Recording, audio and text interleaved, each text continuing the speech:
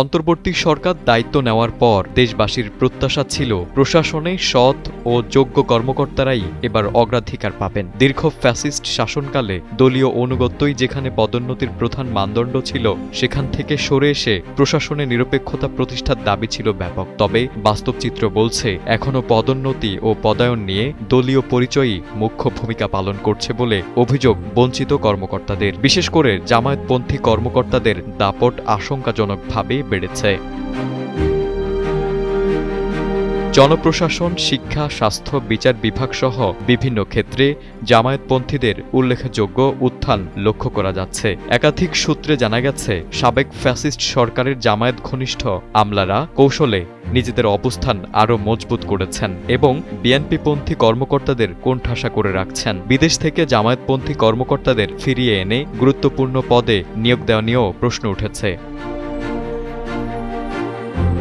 অন্তর্বর্তী সরকার দায়িত্ব নেওয়ার পর চুক্তিভিত্তিক নিয়োগে জামায়াতপন্থীদের প্রাধান্য দেওয়া হয়েছে বলেও অভিযোগ রয়েছে। বর্তমানে গুরুত্বপূর্ণ পদে থাকা শতাধিক চুক্তিভিত্তিক নিয়োগপ্রাপ্তদের একটি বড় অংশই জামায়াতপন্থী বলে মনে করছেন সংশ্লিষ্ট কর্মকর্তারা। সচিবালয়ে প্রচলিত অভিযোগ অনুযায়ী আগের সরকারের মন্ত্রীদের পিএস হিসেবে দায়িত্ব পালনকারী কর্মকর্তারা এখনও উপদেষ্টার কার্যালয় কিংবা গুরুত্বপূর্ণ দপ্তরে রয়েছেন।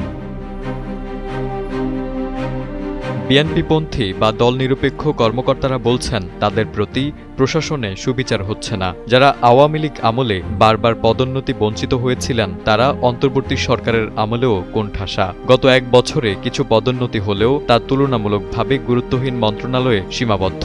এতে করে মেধাবী ও নিরপেক্ষ কর্মকর্তাদের মধ্যে চরম হতাশা সৃষ্টি হয়েছে।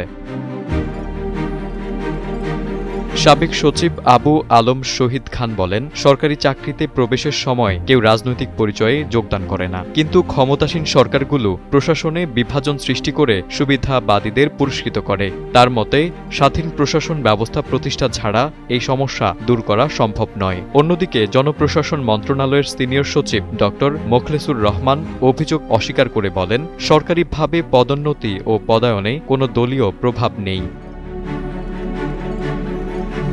বিষয়টি নিয়ে বিভিন্ন মহলে সমালোচনা থাকলেও খোলামেলা প্রতিবাদ করার সাহস দেখাচ্ছেন না সংশ্লিষ্টরা। তবে সোশ্যাল মিডিয়া এবং অভ্যন্তরীণ প্রশাসন মহলে জামায়াতপন্থীদের অস্বাভাবিক উত্থান নিয়ে তীব্র অসন্তোষ বিরাজ করছে। রাজনৈতিক পক্ষপাত প্রশাসন ভবিষ্যতে সুশাসনের পথে বড় বাধা হয়ে দাঁড়াবে বলেই মনে করছেন বিশ্লেষকরা।